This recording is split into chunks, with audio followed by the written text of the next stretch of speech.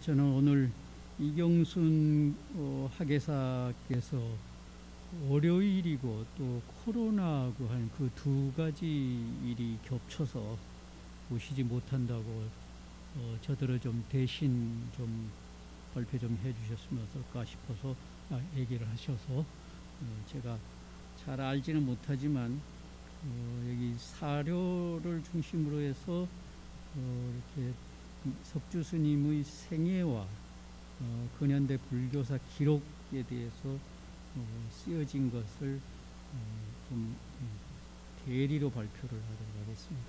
석주 스님의 생애에 대해서는 앞에 두 분께서 특히 김광식 교수님께서 이렇게 상당히 자세히 쓰셨고 거의 대부분 발표자분들께서 다 있더라고요. 그래서 그 부분은 넘어가기로 하는데, 선학원, 이 논문에서 가장 중요한 건 선학원을 중심으로 해서 활동하셨다. 그러니까 선학원이라고 하는 한국 근대불교에서의 어떤 그 선불교, 그 오람이라고 할 수 있는 그 선학원이 중심이 됐고 거기에서 중요한 역할을 하셨다라는 거 하나 하고, 그 다음에 그 선학원을 중심으로 해서 많은 우리나라의 선불교의 큰 스님들이 많이 다녀가시고 역할을 하시고 하면서 석주 스님이 거기에서 활동을 하면서 그분들의 기록을 많이 가지고 계신다. 이 두 개가 이 논문의 핵심이라고 할 수가 있겠습니다. 그러면 생애 부분은 넘어가는데 160페이지 보면 마지막 단락에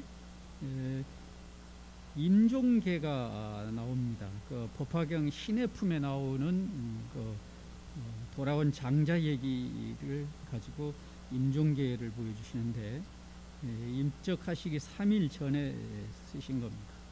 96세의 무상한 세월 되돌아보니 마치 장자의 아들이 구걸함 같았네.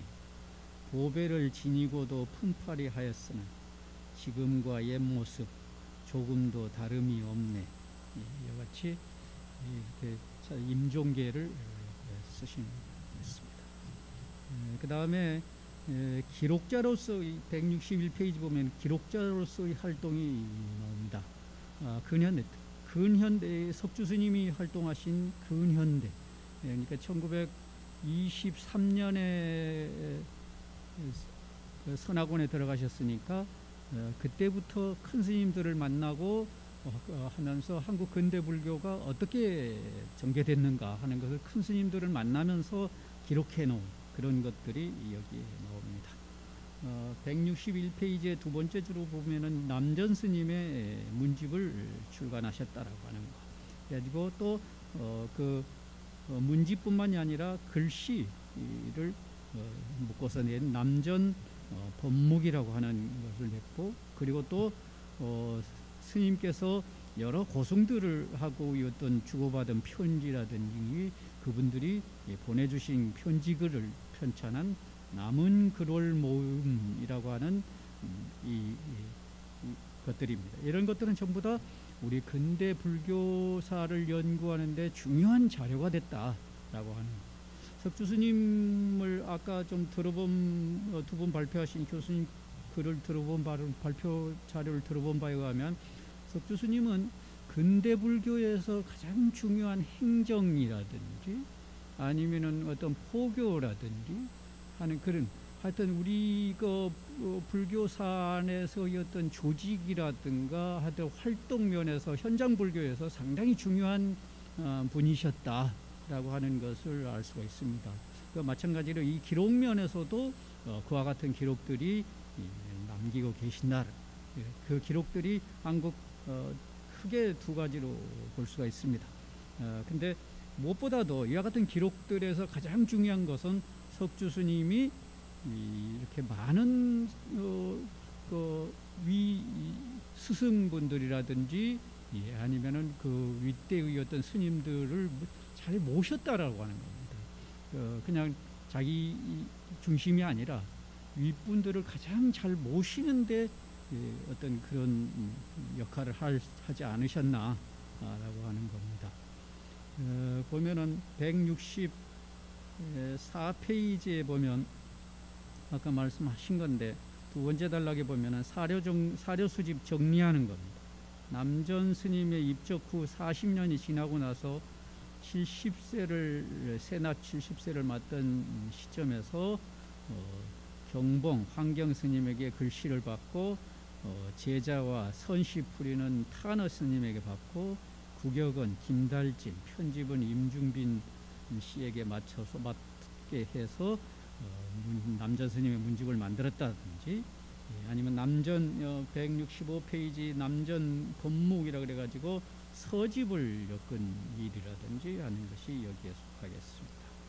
그 다음에 또 166페이지에 보면은 남은 글을 모음이라고 하는 것이 있는데, 이건 선지식들의 모임, 167페이지 보면 선지식들의 모임인 축성 여석회라는 거기에서 따와서 여석, 남은 돌에서 따와서 만든 거다라고 하는 겁니다. 여기에 글이 있는데 청담, 운어, 홍경, 탄어, 고암, 구산, 벽안, 자운, 오라스니, 우리나라의 큰 근대의 어떤 큰 거목들의 스님들의 글들을 전부 다 모아가지고 남은 글을 모음이라 그래서 우리 근대 불교사의 중요한 어떤 자료가 됐다라고 하는 겁니다. 스님께서는 그와 같이 윗분들과의 교류, 근대 불교에서의 우리 윗분들과의 교류에서 얼마나 중요한 역할을 하셨는지 이 글들을 통해서 다 남기고 계신다라고 하는 부분입니다. 그런 것들이 169페이지 근현대 불교사의 구술과 기록에 또한 나옵니다. 여기에 보면 1979년 7월 9일부터 8월 30일까지 중앙일보에 연재한 불교 근세 100년이라고 하는 그 연재글하고 박경훈 씨가 집필을 했는데, 이 글하고 그 다음에 또 봉운, 월간 봉운이라고 하는 그 잡지에 또 한국 불교 근세사 이야기라고 해서 우리나라 한국 근대 불교가 어떻게 발전되고 전개되고 하는 것인가를 직접 자신이 본 바라든지 그 참여했던 단체라든지 조계종이라든지 선악원을 중심으로 해서 엮어나가고 계신다라고 하는 겁니다. 이건 바로 기록자로서의 어떤 자신이 참여한 것을 정리해 놓은 우리나라 근대 불교의 가장 중요한 자료가 된다라고 하는 겁니다. 173페이지, 그건 왜 그랬는가에 대한 이유가 나옵니다. 그걸 제가 읽어보겠습니다. 두 번째 단락 173페이지. 한국 불교의 정통성을 지킨 선악원에서 출가하여 당대 고승들을 접해왔고, 해방 후 불교 혁신운동, 불교 정화운동에 참여한 이력은 민족불교의 정통성을 갖는 불교사의 산 증인으로 근대 불교사 서술에 권위를 부여했습니다. 근세사 서술에는 개화기 이동인의 활약과 개화당의 불교 친화적 성향, 경허스님의 근대 선중을 그려냄으로써 근대 초기의 자생적이며 역동적 불교상을 구축해낼 수 있었습니다. 또한 이의 글에서 확인할 수 있는 것과 같이 석주 스님이 근대 불교사를 바로 아는 것이 한국 불교를 중흥시키는 출발이라고 지적한 점은 눈여겨볼 필요가 있습니다.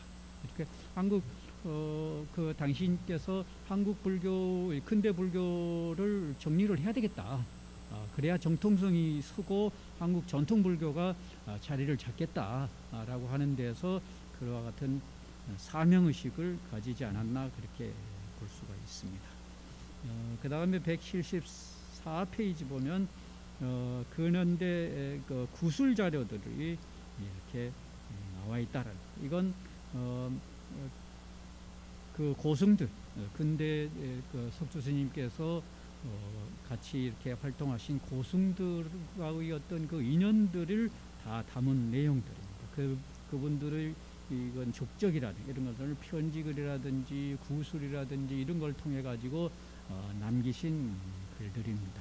이게 175페이지 밑에 보면 청담 스님과의 관계에 대한 글이 나와 있습니다. 청담 스님에 대해서 이렇게 활동하신 내용이라든지 성품이라든지 이런 것들이 176페이지에 자료로 제시되어 있고, 그 바로 밑에 두 번째 단락에 보면 그 자료 바로 밑에 보면 청담 스님의 첫인상과 그 후 수십 년이 지난 시기의 면모를 기술해 줬다든지 기술하고 계신다든지, 177페이지 보면 인용한 바로 밑에 보면 타너 스님을 처음 만난 시기, 당시 타너 스님이 보총교도와 관계를 맺고 있었다는 점, 그리고 6.25 전쟁 중 석주 스님과 타너 스님이 함께 피난 생활을 했다는 점 등 이런 고승들과의 어떤 교류가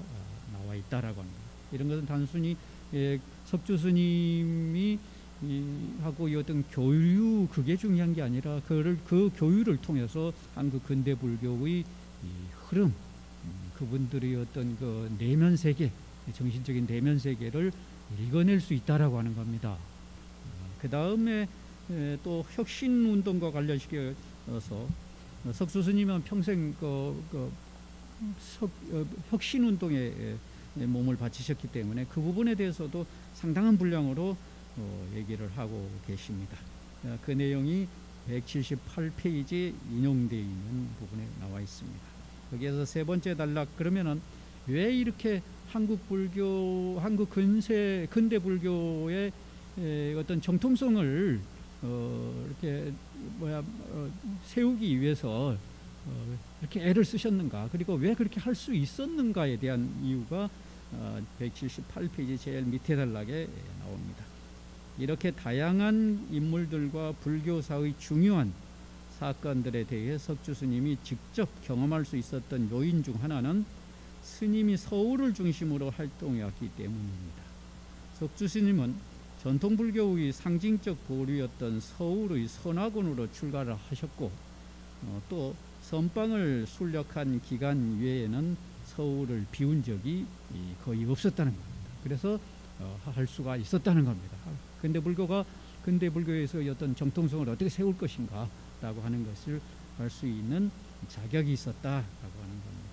그러다 보니까 179페이지 세 번째 단락 보면은 이러한 석주 스님이 문중이라는 세력을 등에 업지 않고 중앙불교계에서 벌인 종단개혁활동, 포교, 역경, 교육활동 등은 만해 스님이 주장한 산속에서 도회지로 나가 대중불교를 구현한 활동이라고 할 수가 있었을 것입니다. 이렇게 늘 석주 스님은 자신의 문중을 이렇게 일으키고 하는 그런 것보다는 한국 불교의 어떤 그 중심에 자신을 두고 한국 불교가 제대로 중심을 잡고 가야 되겠다, 이런 걸 중심을 두지 않았나, 그런 역할을 현장 불교에서 하시지 않았나, 이렇게 봅니다. 여기까지 발표를 마치겠습니다. 감사합니다.